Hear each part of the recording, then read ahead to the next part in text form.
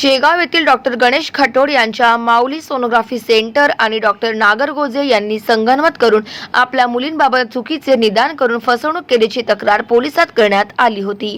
यावर सदर तक्रार खोटी असून 2 तारांना नाहक बदनाम करणाऱ्या व्यक्तीविरुद्ध गुन्हा दाखल करण्यात यावा यासाठी शनिवारी शेगाव इंडियन मेडिकल असोसिएशन अर्थात IMA यांनी पोलीस स्टेशनला पोहोचून तक्रार दाखल करीत निषेध व्यक्त केला।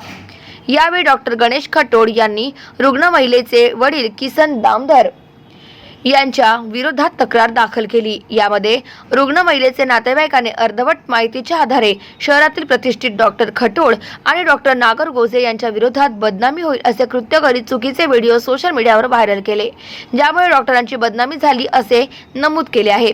यावेळी डॉक्टर संघटनेचे अध्यक्ष हरीश सराफ यांच्या नेतृत्वामध्ये शेगाव शहर पोलीस स्टेशनचे ठाणेदार नितीन पाटील यांना तक्रार सादर करण्यात आली।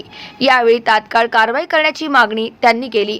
सखोल चौकशी अंतिम कायदेशीर कारवाई आपण करणार असल्याची ग्वाही यावेळी ठाणेदारांनी डॉक्टर संघटनेला दिली आहे। गाव माझा न्यूज करिता प्रवीण मोरे, शेगाव, बुलढाणा।